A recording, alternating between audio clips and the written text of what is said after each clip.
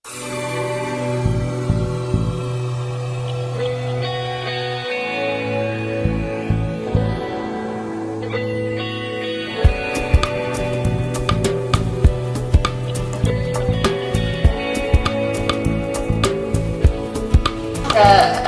القضاء هو بين اشخاص des êtres humains ولذا فانه فما une marge d'erreur. الغلطه هذه موجوده مش كان في بلدان كيما تونس، يعني هي موجوده في اكبر الديمقراطيات في العالم. الكمال لله، يعني ما فما حتى اتر هيومان كامل، ولذا فانه اي شخص ينجم يغلط. والغلطه في قضايا من النوع هذايا اللي معناها irrécupérable. معناها انا اليوم نحكي على ماهر وقاعده نخمم لو كان جا ماهر تعدم، معناها اليوم شنو كان يكون ردة فعلنا الكل. احنا مسؤولين على هذايا، على خاطر احنا ما تحركناش باش ماهر وغيره من الابرياء اللي يتحكم عليهم بالباطل يقعدوا حيين باش ينجموا يصلحوا الغلطه. بخلاف ماهر، ونتصور اللي فما برشا ناس كيما ماهر عندنا الملف نتاعو كامل وقابلنا لي زافوكا وشفنا الشهادات مصحه وكل شيء. فما برشا ناس في السجن يقول لك ما عملتش. فما دو كاتيجوري، فما الناس اللي هما يسون دون لو ديني، معناها هما باش معناها يحميوا رواحهم نفسيا يوليو يلغوجيت لو كريم اللي عملوه. وفما ناس اللي انت تبدا عندك شك، معناها بورسنتاج دو دوت انورم، تبدا تغزر له وما تعرفش اسكو هو يقول لك انا خاطيني راني ما قتلتش، وانت تبدا معناها tu peux pas te prononcer على خاطر ما عندكش الملف وما تعرفش، والشك هذاك يقتلك، معناها يقتلك. عندنا تيمونياج واحد اخر باش نقراه من الكتاب، خاطر يا با ميور مانيير باش تحكي، هو كان باش تحكي في ان روبورتاج ما خلطش في الوقت، بروبليم تكنيك. تعرفوا اللي اخر اعدام، معناها اخر تنفيذ حكم الاعدام في تونس صار عام 91، وما بينات الاشخاص المساجين اللي تم اعدامهم فما 3 انتماء يسميوهم في السجن. انتماء معناها كانوا ينتميوا للاتجاه الاسلامي والحركه النهضه. هذوما الاشخاص كانوا تشدوا في حكايه باب سويقه. قابلنا ان اكتور كلي في الحبس، ان تيموان ديريكت، معناها الشخص هذايا كان متواجد في لو كولوار دو لا مور معاهم عام 91. والشخص هذايا هو من اخر الاشخاص اللي شافوهم قبل ما يتم اعدامهم. للامانه معناها سي ان تيمونياج كلي احنا كتبناه في الكتاب، انا نحب اليوم زاده نقراه مش طويل، و سي لا كو جو سويتش سور لو فرونسي. لي مارك باج نتاع الكتاب جويبات ماهر. Mohamed Ben Ghalia conserve encore intact le souvenir des dernières exécutions, celle d'octobre 1991. Il est le seul survivant direct du couloir de la mort. Témoignage de Mohamed. J'ai été condamné à mort par le tribunal militaire de Tunis le 12 juin 1990, enfermé quelques semaines à la prison du 9 avril dans le pavillon E, puis transféré à la prison de Nazoula Bizerte en compagnie de 4 autres prisonniers. J'étais avec Nasser Demerji, Ali Shardi, Kemel Sayedi, Khaled Debiche et Abish, dont je ne me souviens plus du prénom. Demerji a été exécuté en premier en décembre 1990. Notre groupe s'est étoffé au cours des mois qui ont suivi. Nous avons été rejoints par 2 militants islamistes condamnés pour l'attaque de Bebsouika en juin 1990. Mohamed Fathi Zribi et Mohamed Lehedi Nirawi, et par un autre droit commun, Abdelkrim Horshini. Mohamed Lehedi était l'aîné du groupe. Mohamed Fathi et moi étions les 2 plus jeunes. Le 8 octobre 1991, les portes de nos cellules ont été ouvertes afin de nous permettre de prendre notre douche. J'ai remarqué que Mohamed Lehedi avait le visage extrêmement pâle. Je suis allé vers lui et lui ai demandé ce qui n'allait pas. Il m'a répondu qu'il avait fait un rêve où il voyait Zine Abedin Ben Ali signer son ordre d'exécution. Il était terrifié. Il y avait un autre détenu, Kemel Rezgi, qui s'occupait un peu de l'organisation. Il ouvrait parfois les portes de nos cellules et nous apportait à manger. En ouvrant la cellule de Mohamed Fathi ce matin-là, il avait remarqué que lui aussi allait mal. Il a demandé si quelque chose n'allait pas et Fathi lui a répondu qu'il avait rêvé que Ben Ali avait signé son ordre d'exécution. بعد الثورة في شهر فيفري 2011 فما ماهر كان في السجون لو كاشو معاقب في دونك السجون فيه مرابيط مجموعة من المساجين وجاي معاهم مربوط جديد تعرفوا معناها في الحبس وهذا ما نخبيوش على بعضنا برشا مساجين يحربشوا وفما المسجون هذا الجديد اللي ما يعرفوش معناها دخل معاهم شرب حربوشه وبدا يتكلم معناها لي في نتاع الحرابش هو زاد لي في نتاع الكل معناها يخلي الناس تتكلم. السجين هذا بدا يحكي ويحكي كيفاش هو 10 سنين التالي كان شارك في جريمة قتل مشاركة معناها كان حاضر واللي قتل معناها اللي عمل الجريمة كان معاه في الكرهبة وصارت الجريمة قدام عينيه وكيفاش عداوها على الحاكم. دونك pour lui معناها c'était une source de fierté فخر بيه وأنه شاءت الأقدار le hasard, il y a des choses dans la vie qu'on n'explique pas.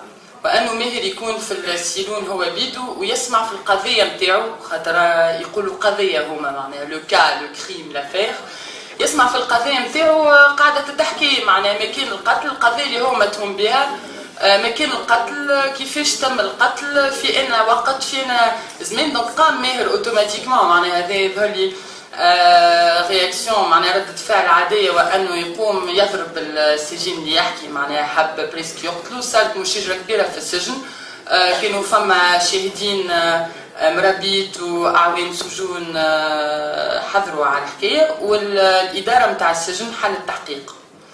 الإنسان اللي كان معناها استعرف تحت التيفي متاع لي ميديكامون بالجريمة هذا ودو موان بالكومبليسيتي في الجريمة هذا بعد حب يعطي اون ديبوزيسيون اوفيسيال معناها حب يسيني دي زافو وتعاود ومشي معناها وحكى الحكايه الكل وصحح معناها اعترف بالقضيه هذه اللي كان ماهر تحكم عليها فيها بالاعدام وعد على خاطرها وقتها 8 سنين ونص في الحبس. بالطبيعة معناها تم شكاية وتعاود تحل الملف عنده عام ونص توا بريسك تحل الملف وسمعوا ماهر سمعوا الشخص هذا اللي كان قام بالاعتراف سمعوا مربوط معناها سجين كان حاضر وقتها ومن بعد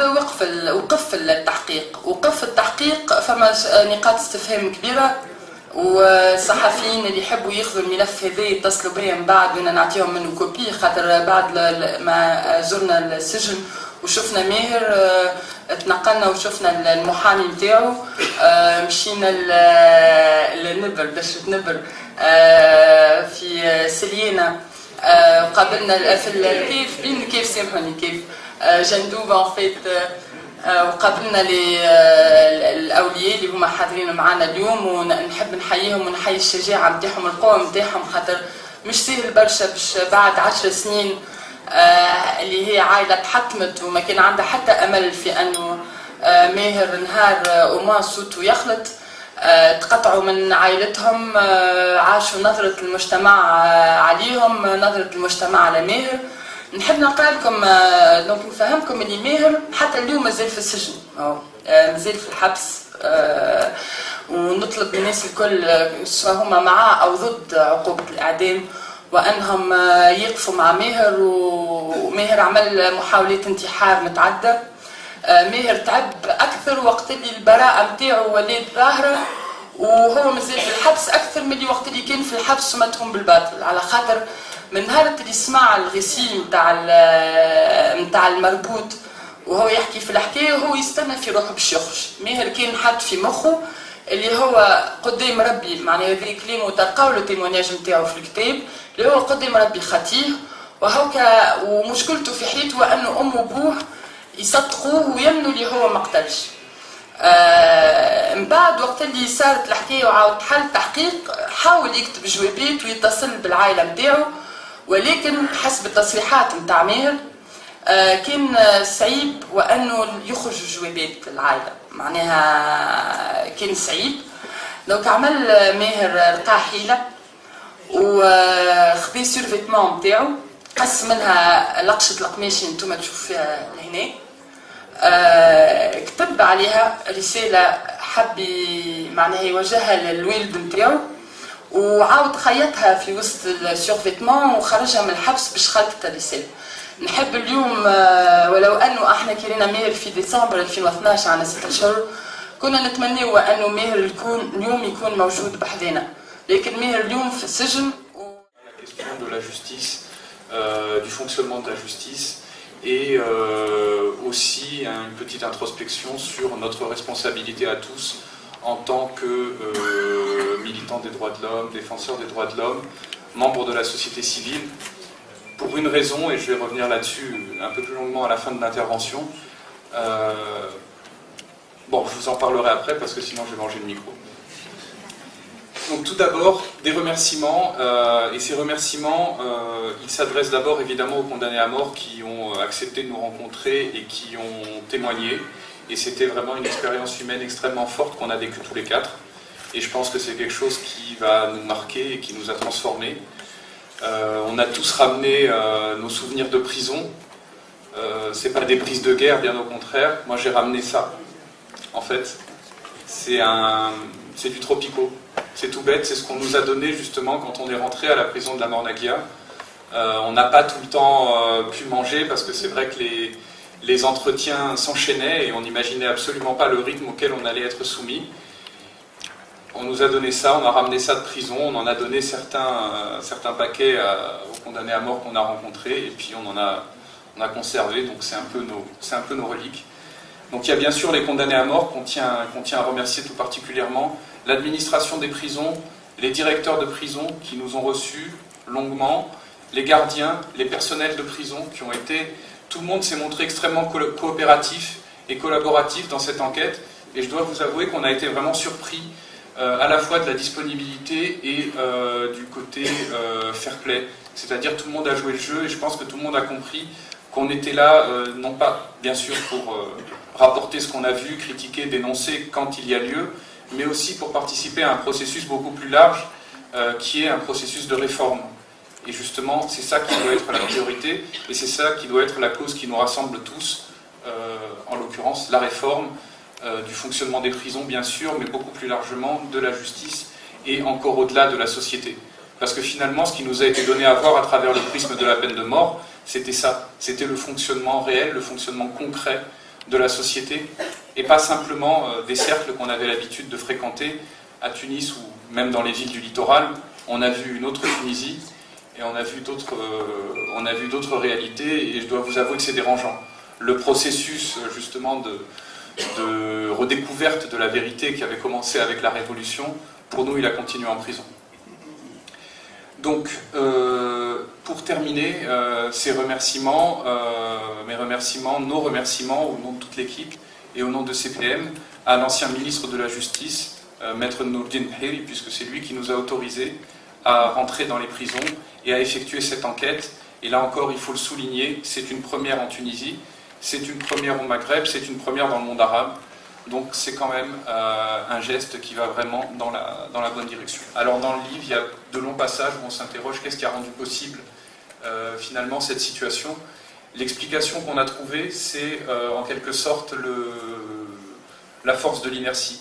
C'est-à-dire que le régime qu'on appliquait aux condamnés à mort à l'époque où il y avait encore des exécutions, s'est perpétué, donc qui était un régime d'isolement au secret et de privation absolue de visite pour les 15 jours ou 3 semaines qui précédaient l'exécution, s'est maintenu pendant de longues années, alors que la peine de mort avait cessé d'être pratiquée, et alors que de facto les condamnés à mort étaient devenus des longues peines qui étaient en réalité des condamnés à perpétuité, avec évidemment cette peur de l'exécution qui était toujours présente, mais au lieu d'adopter une approche pragmatique consistant à leur donner les mêmes droits que les autres prisonniers, il y a cette exception qui s'est maintenue et qui ne nous fait pas honneur.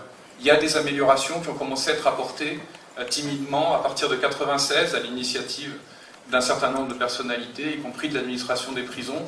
Ça, tous les prisonniers nous l'ont rapporté, qui ont par exemple permis la suppression des chaînes, la suppression de la tenue pénale, mais le vrai changement s'est produit après 2011, donc au moment où l'autorisation des visites a été rétablie, et ensuite le 14 janvier 2012, au moment où les peines de 125 condamnés à mort ont été commuées en peine de prison à perpétuité à l'initiative du président Marzouki.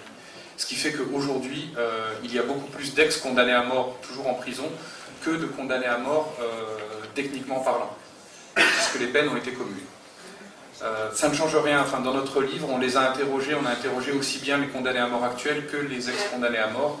Ce qui nous intéressait aussi, c'était d'écrire cette histoire, c'était de recueillir ces témoignages, et c'était de leur donner la parole, chose qui n'avait jamais été faite auparavant. Un mot aussi sur la partie historique, qui est importante, dans la mesure où on a essayé d'explorer un angle mort de notre mémoire collective.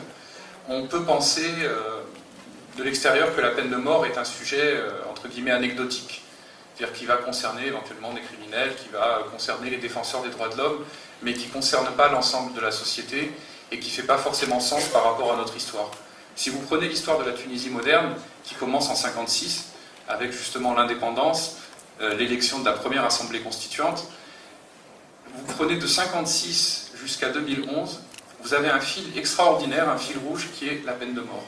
La deuxième décision de l'assemblée constituante en 1956, en avril 1956, ça a été d'instituer une juridiction d'exception, la haute cour, de lui donner le pouvoir justement de vie ou de mort sur les accusés, sans appel, sans possibilité de grâce, et qui a commencé immédiatement à condamner. En l'occurrence, c'était donc les youssefistes, c'était la sédition youssefiste. Donc, c'était une peine de mort qui a commencé sous l'angle de la politique, et ça s'est perpétué. En fait, les dernières exécutions ont essentiellement concerné des prisonniers politiques, puisque c'était donc les auteurs de l'attaque de Bebsuir, qui appartenaient à Narn. Et de 1956, en réalité, à 1991, on retrouve à chaque grand événement, ou presque de l'histoire de la Tunisie, l'ombre de la peine de mort, le complot de 62, avec 10 exécutions, l'affaire de Gafsa en 1980, avec 13 exécutions, les émeutes du Pin, le 3 janvier 1984, avec 8 condamnations à mort des émeutiers, qui ont été graciés, chose exceptionnelle à l'époque de Bourguiba, parce que Bourguiba ne graciait pratiquement pas. Pour lui, la peine de mort mettait en jeu l'autorité de l'État. Et donc, en 1984, c'est la naissance du mouvement abolitionniste tunisien et les premières mobilisations. Et c'est à ce moment-là, finalement, qu'on a pris conscience qu'il y avait deux questions qui se rejoignaient. Il y avait la question de la peine de mort et la question sociale. Et ça, on va le voir, et c'est ce qu'on a vu en prison en réalité, c'est ça aussi qui nous a vraiment dérangé et bouleversé. Donc explorer et essayer d'écrire cette histoire de la peine de mort en Tunisie, parce que ça va nous aider aussi à nous réapproprier réellement, à réévaluer notre propre histoire.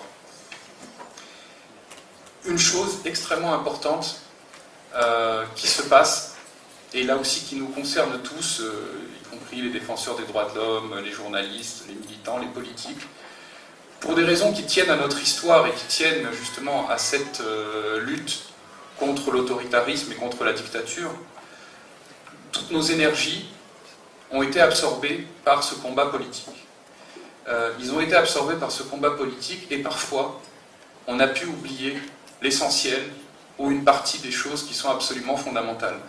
Alors, les anglo-saxons ont une expression assez amusante et très imagée pour dire qu'on arrive parfois à passer à côté de l'essentiel.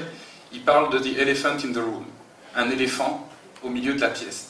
Il y a un éléphant qui est au milieu de la pièce, vous regardez les murs, vous regardez les détails, vous passez à côté de l'éléphant. Vous ne voyez pas l'éléphant. Dans l'affaire qui nous intéresse, où est l'éléphant ou qui sont les éléphants? Les éléphants, c'est les prisonniers de droit commun. Tout simplement, on s'est énormément mobilisé pour les détenus d'opinion, pour les détenus politiques, et il le fallait, et on est passé complètement à côté de la situation des prisonniers de droit commun. Les prisonniers de droit commun, aujourd'hui, c'est plus de 90% ou 95% des détenus dans les prisons tunisiennes.